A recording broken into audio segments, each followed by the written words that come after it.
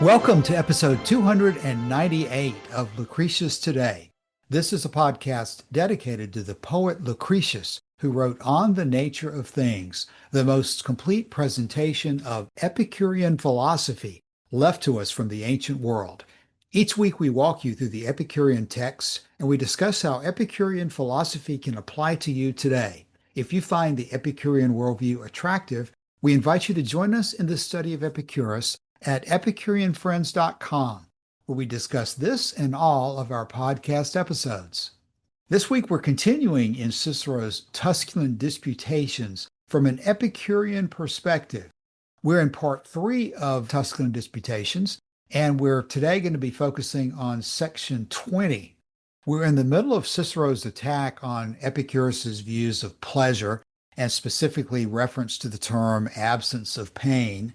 And at the end of section 19, we had a statement from Cicero that summarizes well what this is all about. Cicero tried to sarcastically attack Epicurus and say that when the great troubles and afflictions and tribulations of life strike, and we are immersed in the worst pains and griefs from death and destruction around us, are you, Epicurus, saying that the remedy for a person in that difficulty is to give them a fish dinner, is to give them music, or to give them perfume? With Cicero wishing to ridicule the idea that bodily pleasure, which is what he wants to limit Epicurean pleasure to be, is the remedy for all of life's ills. And Cicero's last statement in 19 was, quote, "I should agree with you, Epicurus, that we ought to be called off from grief to contemplate good things, if we could only agree upon what was good." And that is a really good way of summarizing so many of the questions that we discussed through Epicurean philosophy. What is the good? What is the relationship of pleasure to the good? Is there any higher good beyond pleasure? Is virtue a higher good than pleasure? Is virtue its own reward? Or are we virtuous because it leads to a pleasurable life, as Epicurus would say? These questions that we repeatedly go over and over are very deep and very important to understand and have an answer to that you can be confident of. So going through this argument will help bring these issues into the front of our own minds.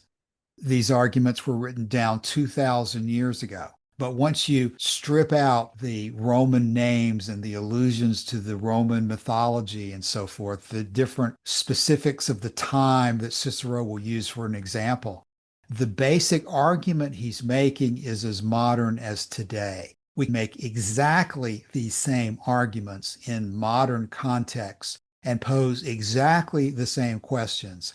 And we need, therefore, to have a persuasive answer, not in a Roman or Greek context, but in a modern context that we can all understand today.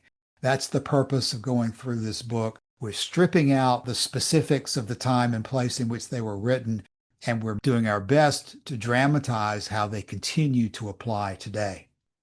So with Cicero having been on the attack for a number of sections, holding Epicurus up to ridicule, as lawyers often do, Cicero is now going to sort of back off from the personal attack and say actually a good thing or two about Epicurus.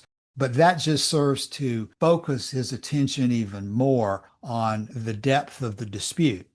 So as we get into section 20, Joshua is going to read that for us, and we'll see how Cicero continues the attack and how we can continue to understand the proper response. And in section 20 of the text today, Cassius, Cicero is going to claim that Epicurus is very contradictory. And this is how he starts. He says, "It may be said, what? Do you imagine Epicurus really meant this, and that he maintained anything so sensual? Indeed, I do not imagine so, for I am sensible that he has uttered many excellent things and sentiments, and delivered maxims of great weight. Therefore, as I said before, I am speaking of his acuteness, not of his morals. Though he should hold those pleasures in contempt which he just now commended, yet I must remember wherein he places the chief good. For he was not contented with barely saying this, but he has explained what he meant. He says that taste and embraces and sports and music and those forms which affect the eyes with pleasure are the chief good. Have I invented this? Have I misrepresented him? I should be glad to be confuted, for what am I endeavoring at but to clear up truth in every question? Well, but the same man says that pleasure is at its height where pain ceases, and that to be free from all pain is the very greatest pleasure. Here are three very great mistakes in a very few words. One is that he contradicts himself. But just now, he could not imagine anything good unless the senses were in a manner tickled with some pleasure. But now he says that to be free from pain is the highest pleasure. Can anyone contradict himself more? The next mistake is that where there is naturally a threefold division, the first to be pleased, next to be in pain, and the last to be affected neither by pleasure nor pain. He imagines the first and the last to be the same and makes no difference betwixt pleasure and a cessation of pain. The last mistake he falls into in common with some others, which is this, that as virtue is the most desirable thing, and as philosophy has been investigated with a view to the attainment of it, he has separated the chief good from virtue. But he commends virtue, and that frequently. And indeed, Gaius Gracchus, when he had made the largest distributions of the public money and had exhausted the treasury, nevertheless spoke much of defending the treasury. What signifies what men say when we see what they do? That Piso, who was surnamed Frugal, had always harangued against the law that was proposed for distributing the corn. But when it had passed, though a man of consular dignity, he came to receive the corn. Gracchus observed Piso standing in the court and asked him in the hearing of the people how it was consistent for him to take corn by a law he had himself opposed. It was, said Piso, against your distributing my goods to every man as you thought proper. But as you do so, I claim my share. Did not this grave and wise man sufficiently show that the public revenue was dissipated by the Sempronian law? Read Gracchus's speeches and you will pronounce him the advocate of the treasury. Epicurus denies that anyone can live pleasantly who does not lead a life of virtue. He denies that fortune has any power over a wise man. He prefers a spare diet to great plenty and maintains that a wise man is always happy. All these things become a philosopher to say, but they are not consistent with pleasure. But the reply is that he doth not mean that pleasure. Let him mean any pleasure. It must be such a one as makes no part of virtue. But suppose we are mistaken as to his pleasure. Are we so too as to his pain? I maintain, therefore, the impropriety of language which that man uses when talking of virtue, who would measure every great evil by pain. Okay, thank you, Joshua. 20 ends just as 19 did with sort of a summary of the position. And I think I'll go to that to start with. When Cicero says, I maintain the impropriety of language which that man uses when talking of virtue, who would measure every great evil by pain, Cicero is hammering this point that pain cannot be the greatest evil, as Epicurus says, and pleasure cannot be the greatest good, as Epicurus says, because evil is an intrinsically malevolent and sinful force that has nothing to do with pain, because pain is not intrinsically evil from Cicero's point of view. Not only Cicero, but all of these other Greeks are maintaining that there is an absolute good, there's an absolute evil, that these concepts of good and evil are supernaturally based, set in motion by the prime mover, and something that far transcends the everyday experiences of pain and pleasure. And so it's not just ridiculous, it's almost blasphemous. It's almost irreligious to consider pain to be evil, because evil is so much worse than any pain ever was. And good is so much better than any pleasure ever was. It's equally blasphemous and irreligious to consider good to be pleasure and evil to be pain. And it's that perspective that I think explains most of the issues that we're seeing here. But there's a lot of detail in section 20 that we'll go back now to the beginning of 20 and pick up before we come to the end. Because Cicero started off acknowledging that his Epicurean friends are going to say to him, how can you imagine that Epicurus maintained that sensuality was the highest good? Cicero admits, I know that Epicurus uttered many excellent things that had great weight to them. I'm not saying, Cicero says, that Epicurus was a bad or immoral man. What I'm saying is that Epicurus was a stupid man. That's where Cicero says that I'm speaking of his acuteness and not of his morals. Cicero basically is saying Epicurus doesn't know right from wrong or what end is up. And that's why he comes to such ridiculous conclusions about the nature of good versus evil.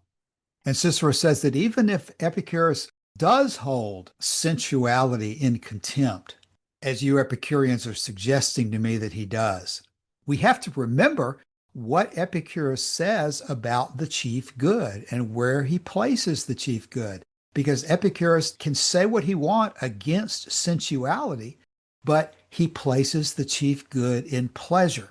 And Epicurus wasn't content just to make a point and move on, but he specifically explained that taste and embraces and sports and music and those forms that affect the eye with pleasure are the chief good. That's what Epicurus says, according to Cicero. Cicero says, I haven't invented this. I haven't misrepresented it.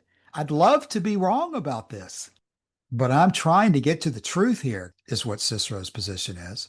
And he says that Epicurus has clearly placed the chief good in these activities of taste and embracing each other and sports and music, providing us there a pretty good list that we can refer back to of things that Epicurus clearly endorses when people say that he doesn't endorse active pleasures.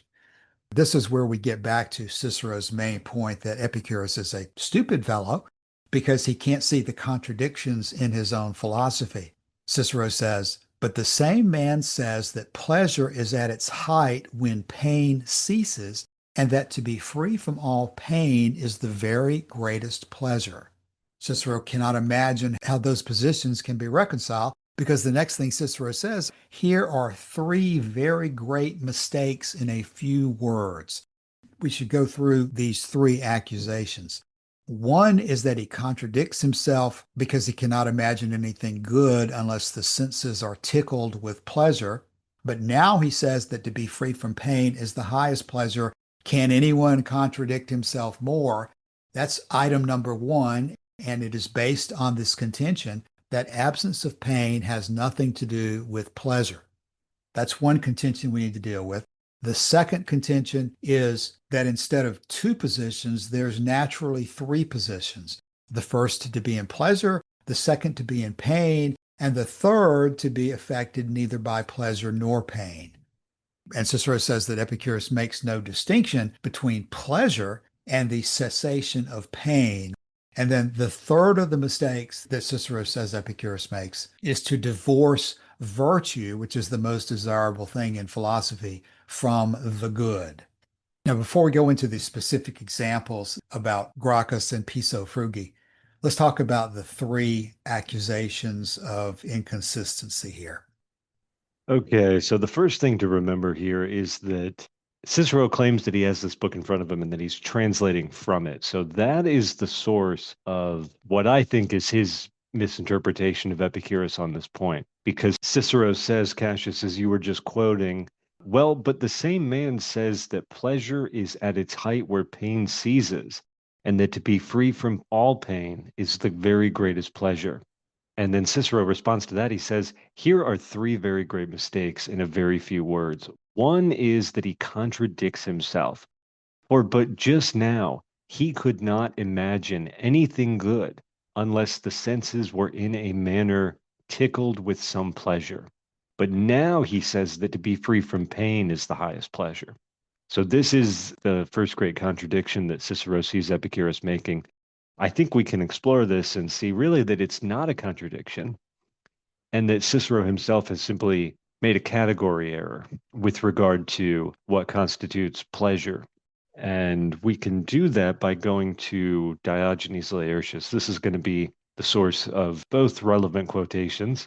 One of them is in the letter to Menoikeus, which of course was translated to us by Diogenes Laertius.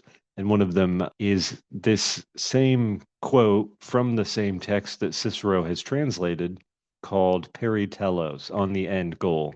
And so I will go first to this quote from the work that we don't have. Now, in the context of Epicurus's biography by Diogenes Laertius, he includes this quote while also talking about some of the accusations that were made against Epicurus, in that he flattered Mithras by bestowing on him in his letters Apollo's titles of healer and lord, that he extolled Idomeneus, Herodotus, and Timocrates, who had published his esoteric doctrines, and flattered them for that very reason, and also that in his letters he wrote to Leontian, O Lord Apollo, my dear little Leontian, with what tumultuous applause we were inspired as we read your letter. So Diogenes Laertius here is dealing with these scandalous accusations, some of which are rooted in truth and are not at all scandalous, as we are going to find going forward. Some of them involve insinuations that Epicurus was a glutton, as we know that came to be associated with him, or that he was a womanizer and that the women that he had surrounded himself with in the garden were there for immoral purposes, which there's no evidence to suggest that that's true. But it's after that that we get to this quote. And this is Diogenes Laertius. He says, "It is observed too that in his treatise on the ethical end," that's Peritelos, he writes in these terms, quote, "I know not how to conceive the good apart from the pleasures of taste, sexual pleasures, the pleasures of sound, and the pleasures of beautiful forms." This is the same quote from the same letter that Cicero has translated for us. The problem, as I've said, is that Cicero is misrepresenting and misunderstanding what Epicurus is saying here, I think. So let's look at it again. Epicurus says in Peritelos, "I know not how to conceive the good apart from the pleasures," and he lists all these sensual pleasures, the kind that Cicero finds so abominable. "I know not how to conceive the good apart from them." And then this is Cicero's interpretation. He says, one is that Epicurus contradicts himself, for but just now he could not imagine anything good unless the senses were in a manner tickled with some pleasure. Now, this, I think, is the error that's being made here. Epicurus is saying, if we want to understand pleasure, we have to understand pleasure in the fullest scope of meanings and interpretations of that word. And pleasure is pleasure, whether it means sensory stimulation or freedom from pain. Pleasure is pleasure, whether it means the pleasures of the body or the pleasures of the mind. Pleasure is pleasure, whether it means pleasures past, pleasures present, or pleasures future. All of these things, these are all aspects of the one good that is pleasure. And the mistake that Cicero makes is to think, well, if Epicurus thinks that sensory stimulation is pleasure and that pleasure is good, then the only kind of pleasure that Epicurus allows is sensory stimulation. It's only when the senses are tickled that Epicurus allows this to be called the good. And then he says over here that the greatest pleasure is absence of pain. So this is Epicurus contradicting himself. No, Cicero, this is not Epicurus contradicting himself. This is you being confused. It is true that Epicurus thought that the pleasures of the body, that the pleasures of sensory stimulation, that they are pleasure. And it's also true that he thought that pleasure is the end, the good, the goal, the guide of human life. But it is not the case that sensory stimulation is a total description of everything that Epicurus meant by the word pleasure. That is Cicero inserting that as his interpretation, and he couldn't be more wrong. Now, there is another passage that I mentioned. This one's from the letter to Menoikeus, and I think it is always fruitful to go back to these two passages and compare them and try to learn something from the comparison. So around paragraph 131 of the letter to Menoikeus, Epicurus says this, quote, "To grow accustomed, therefore, to simple and not luxurious diet gives us health to the full, and makes a man alert for the needful employments of life. And when, after long intervals, we approach luxuries, disposes us better towards them, and fits us to be fearless of fortune. When, therefore, we maintain that pleasure is the end, we do not mean the pleasures of profligates, and those that consist in sensuality, as is supposed by some who are either ignorant or disagree with us or do not understand, but freedom from pain in the body and from trouble in the mind." Now, there is a genuine friction, perhaps, between these two passages. And the primary problem for us in the 21st century is that we have a more or less complete text of the letter to Menoikeus, and we do not have Epicurus's lost work, Peritelos, on the end. So any comparison between the two of them is necessarily going to be filtered through the lens of the people reporting on the text that we don't have, and it's people like Cicero. So we're going into this already with that problem. But this passage I quoted from Peritelos is transmitted by several sources in the ancient world. It's not just Cicero. Diogenes Laertius quotes it in his biography of Epicurus. So we are presented with these two distinct passages, one of which says, "When therefore we maintain that pleasure is the end, we do not mean the pleasures of profligates and those that consist in sensuality."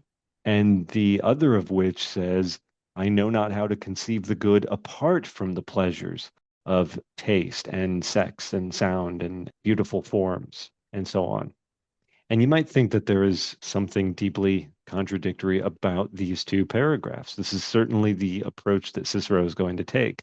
And because he's Cicero, he's always going to default to the lowest common denominator, which is Epicurus is a sensualist. And anything that he says, which appears to suggest that he might not be a sensualist, is just words. That's the point of the whole rest of this passage. We're going to get into this conflict between Piso Frugi and the Gracchi on the Sempronian law. And the upshot of that whole story is it doesn't matter what people say, it matters what they do. Pay attention to the actions and you can ignore the speech.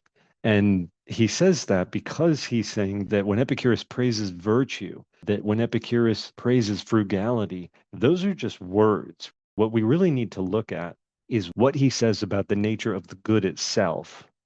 And Cicero quotes this passage from Peritelos and says, this is what he says. He says that he does not even know what he should consider the good to be apart from the pleasures of taste and sex and all the rest. So that sets up the main conflict. And it's not something that's all that easy to resolve.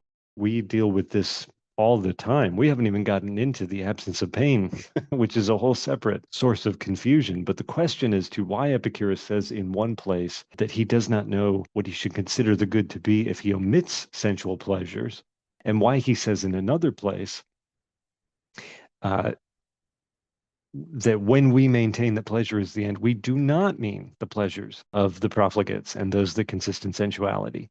So the apparent conflict between these two source texts from Epicurus is the source of so much, I think, of Cicero's confusion here. And the source of confusion for a lot of people. So before we move on to the details of the Gracchus and Piso story, let me ask you this question, Joshua. In Cicero's characterizations of what Epicurus has said, there's basically two segments of it. First, Cicero says that the examples Epicurus gave, specifically taste, embrace, sports, music, and pleasures of the eye.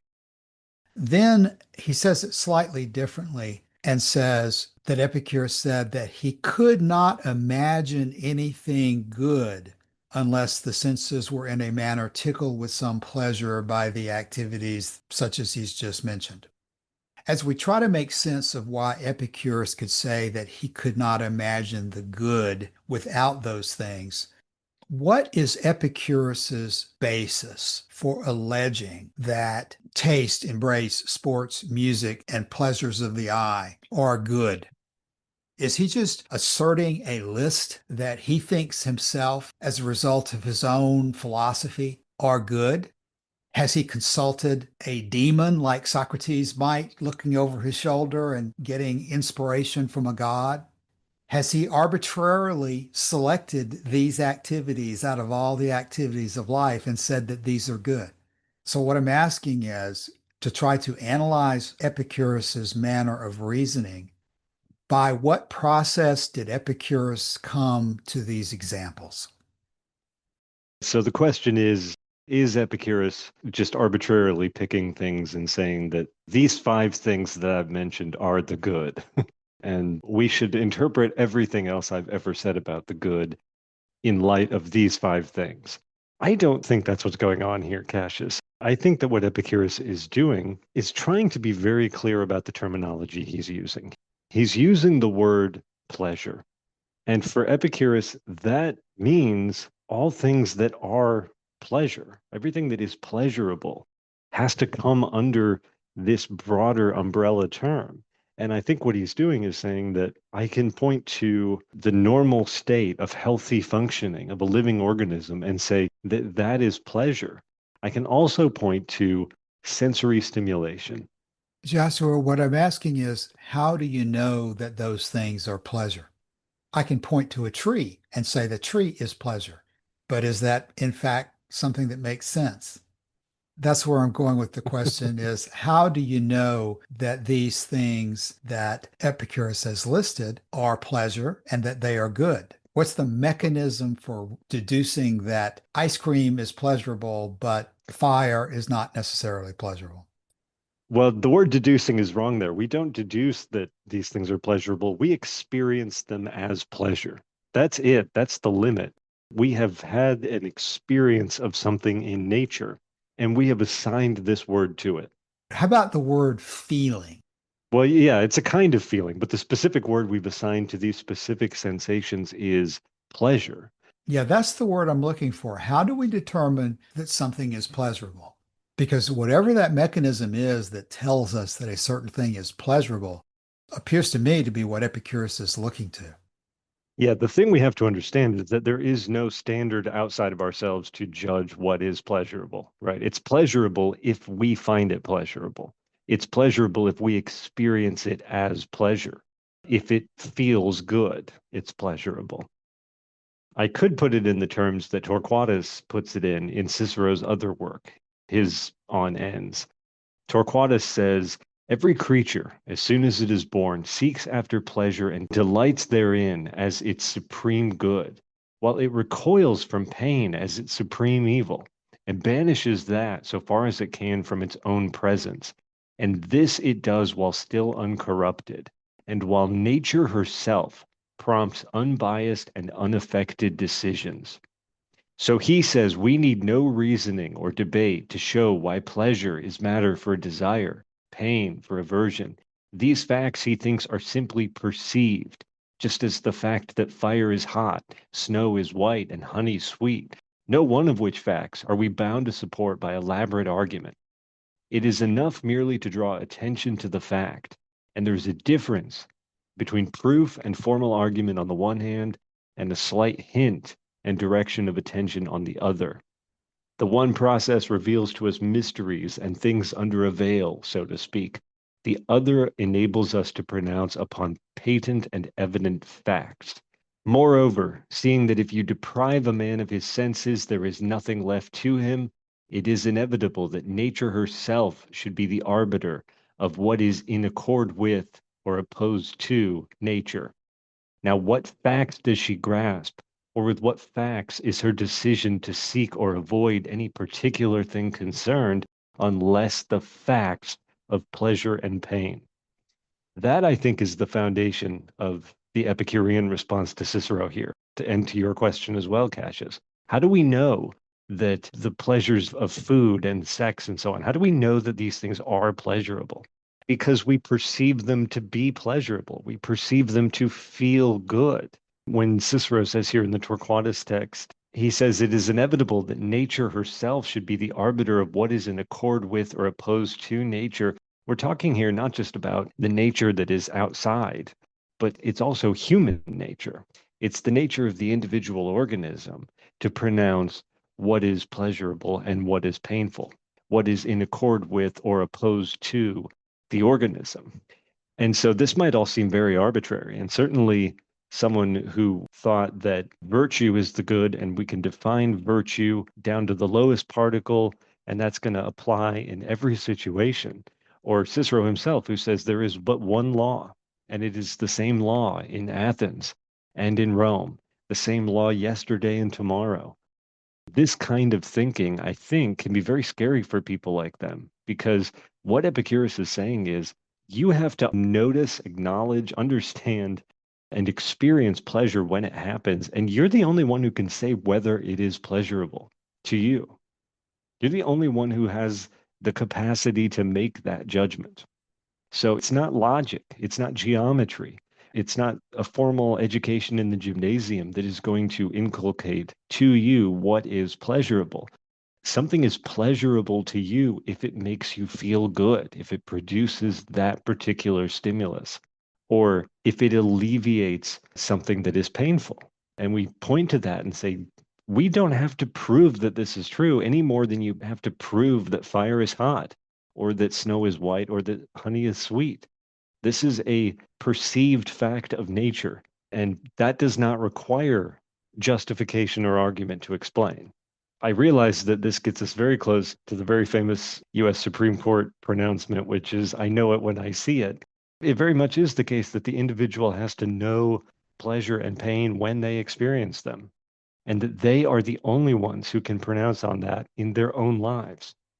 And so it comes back to the individual, it comes back to their experience in and of nature, their experience of pleasure and pain, of stimulation, of the normal, resting, healthy state of existence. And when we consider all of these things, we see that the contradiction that Cicero is harping on here doesn't really exist in Epicurean philosophy, because there is no contradiction to say that for one person, something is pleasurable and that pleasure is the good, and to say that for another person, something entirely different is pleasurable, and that pleasure is also the good.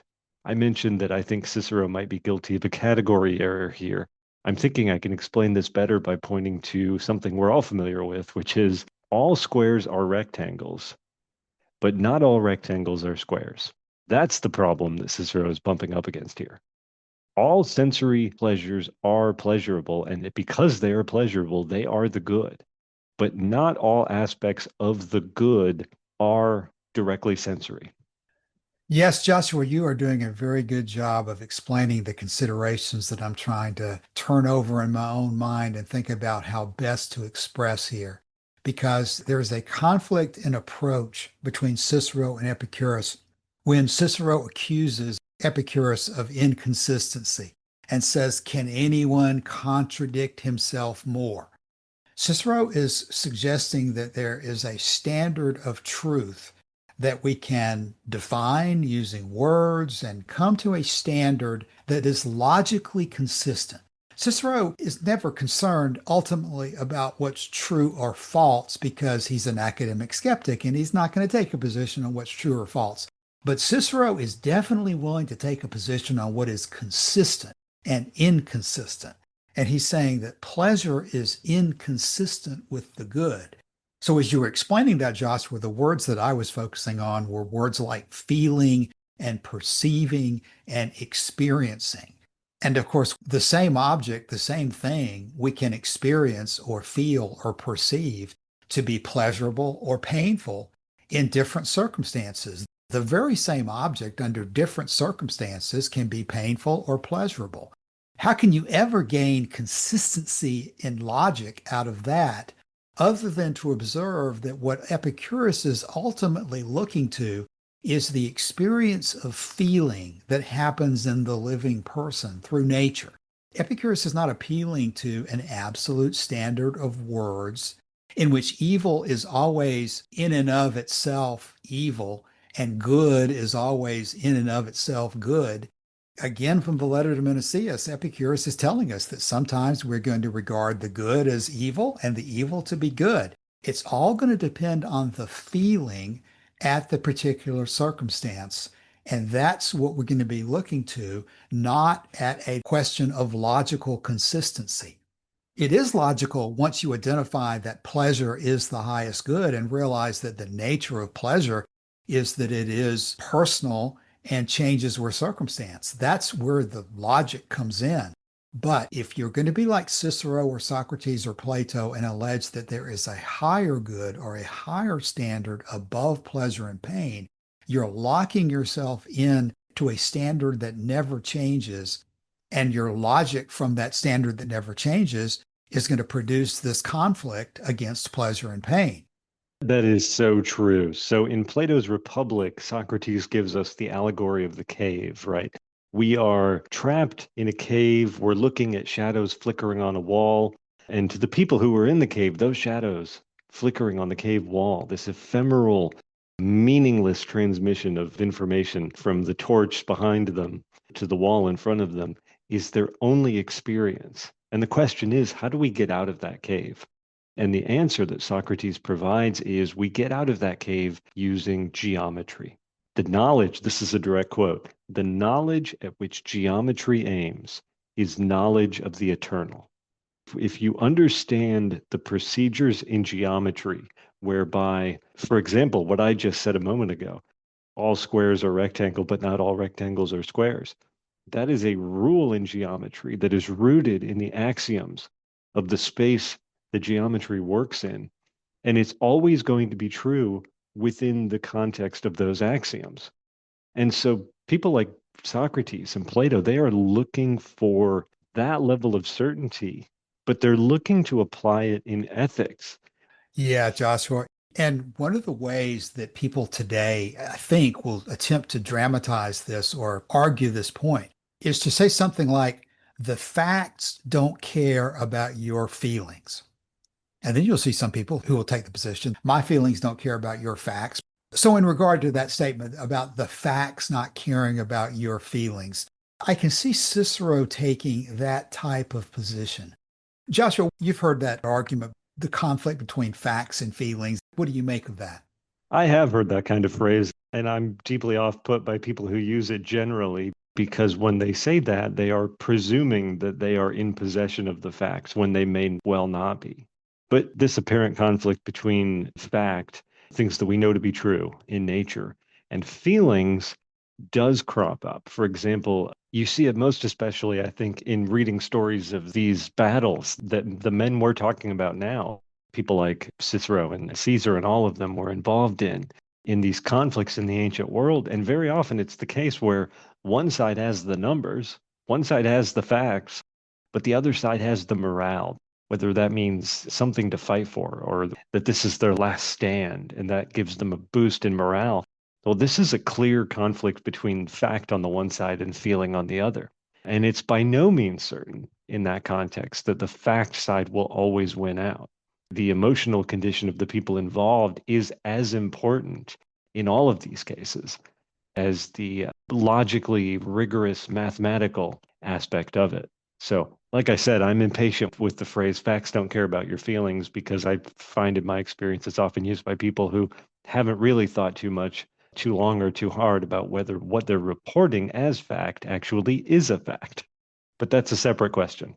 Well, it's separate, but I do think it relates to what we're talking about today, that there is an element here in the Ciceronian approach that he is presuming that virtue is the good, that pain has nothing to do with evil, that good has nothing to do with pleasure.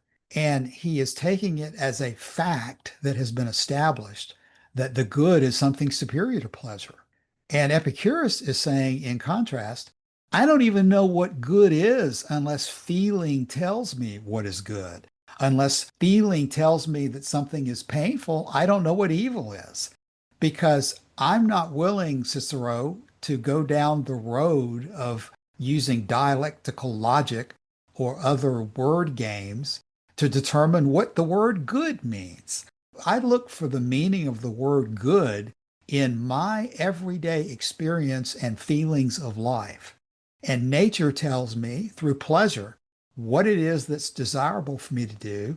and through pain, what it is that is undesirable to me to do. And I'm going to look to that mechanism, to that feeling of pain and pleasure as my standard and my method of determining what is good and the highest good, and what is bad and what is the highest bad. Sometimes the good I'm going to consider to be bad. Sometimes the bad I'm going to consider to be good, because I can consider anything in all sorts of different ways, but nature tells me ultimately that something is pleasurable and something is painful. And in the end, I don't have the ability to go beyond what nature tells me. If it's pleasurable, it's pleasurable. If it's painful, it's painful. And I don't need a dictionary. I don't need a treatise of Socrates. I don't need a dialogue of Plato to know what is pleasurable and what is painful. And I'm going to follow that method wherever it leads me. You can say it's inconsistent according to the dialogues of Plato or the treatises of Socrates, but consistency with the dialogues of Plato or the treatises of Socrates is not my ultimate goal, but it is consistency with pleasure and pain and with nature that is my approach, not consistency with your treatises, Cicero. I think that's a great point. I think this is such a fascinating distinction because what you just said, and I agree with everything you just said, Cicero is going to look at this and say, you're standing on quicksand right now. The sand is shifting under your feet as you're talking. And the reason that that's true, and he is right about that, is because it is rooted in nature, and nature changes. Nature produces more than one kind of thing. There's more than one kind of person. And because there's more than one kind of person, there's more than one kind of experience of pleasure. And if you're Socrates saying that the knowledge at which geometry aims is knowledge of the eternal, that the study of geometry is going to lead us out of the cave, out of this world of imperfect becoming, and up into the light and air to the perfect world of pure being, where nothing ever changes. That's the goal for Socrates and Plato, is to understand that everything you experience in life is ephemeral, but that beyond the ephemera, there are these forms, and these forms are timeless, perfect, unchanging, flawless. There will never be more than there are now. There will never be less than there are now.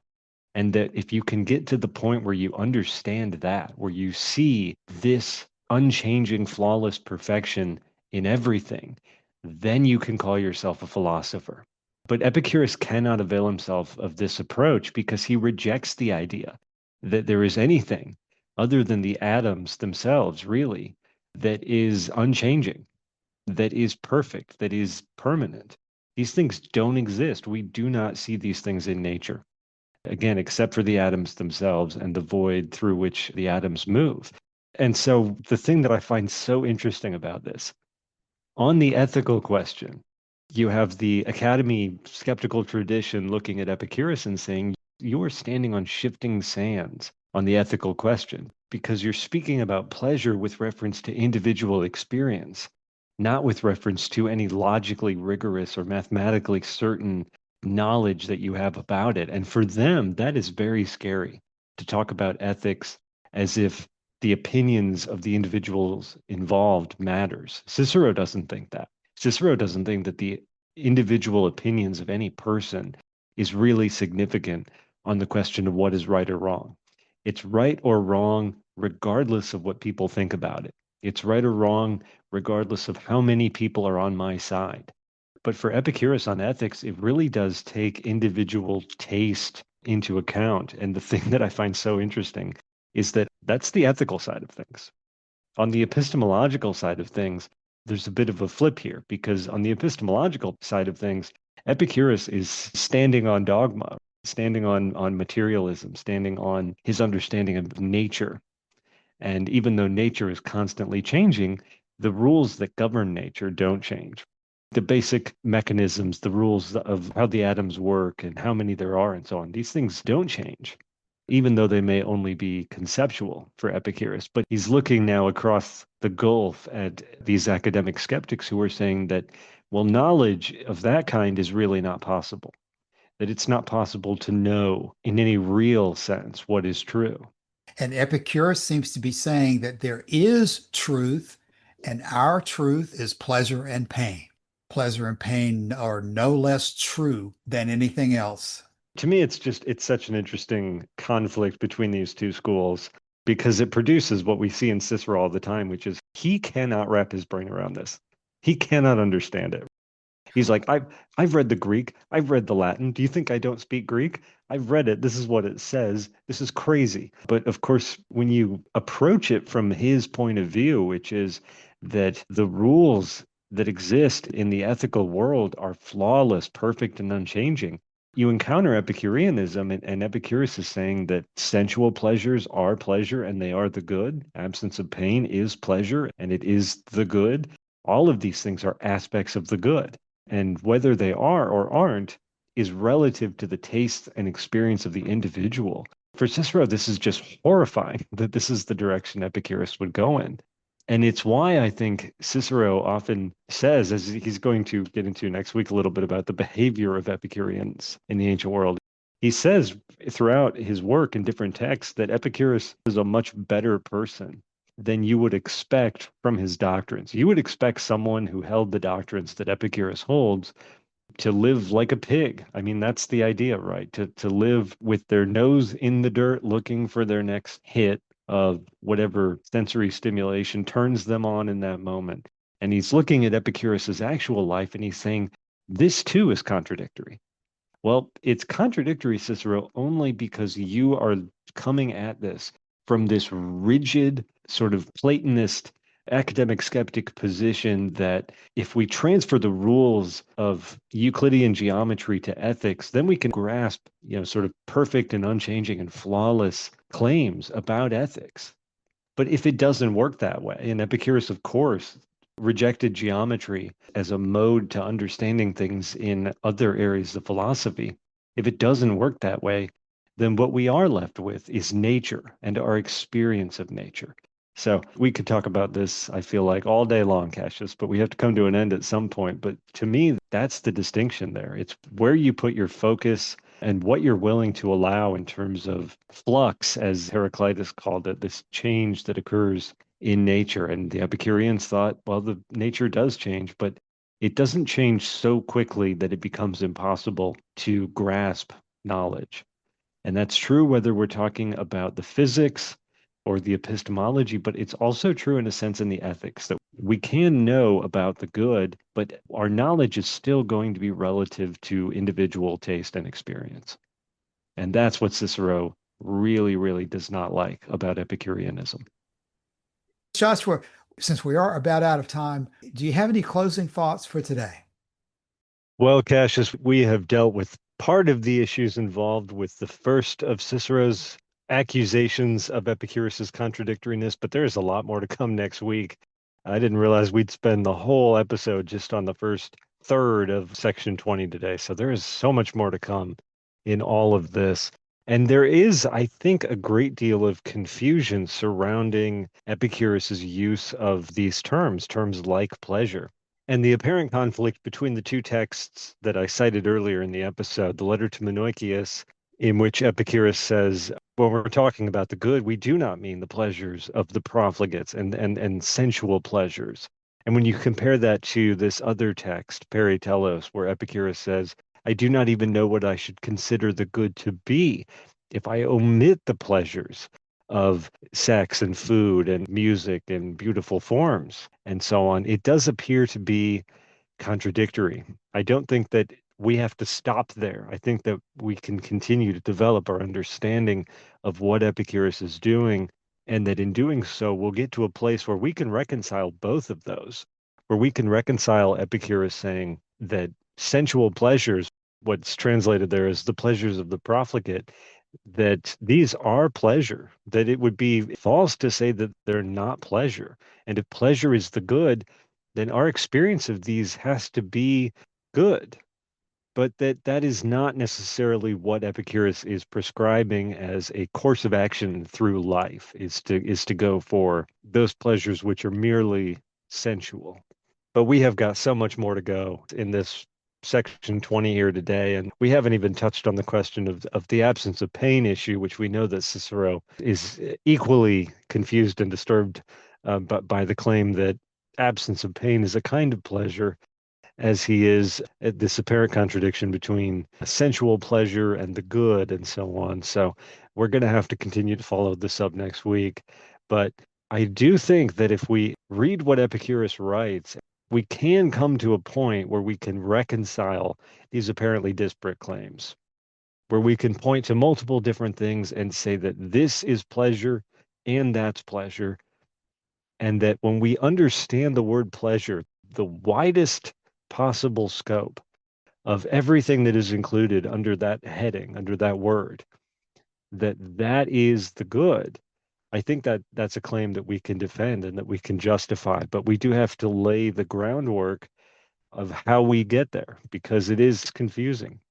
And when you're encountering these texts for the first time or for the 100th time, it continues to be confusing. So that is our challenge going forward, is to find a way, as we do, to try and articulate a response to Cicero consistent with Epicureanism and figure out a way forward to understand these issues. Very well said, Joshua. These arguments from Cicero and Plutarch, once stripped of their ancient context, are extremely important for us today. And they're the very same questions that people listening to this podcast and reading Epicurus today are asking. We have to get comfortable with the relationship between pleasure and the good, between fact and feeling, with the fact that, as you said, Joshua, all squares are rectangles, but all rectangles are not square. That's an example of how words have different meanings in different contexts and different relationships with each other, and that those relationships will shift with circumstance. What does not shift for us in the Epicurean viewpoint is that pleasure is pleasure and pain is pain because our feelings given to us by nature tell us that these things are so.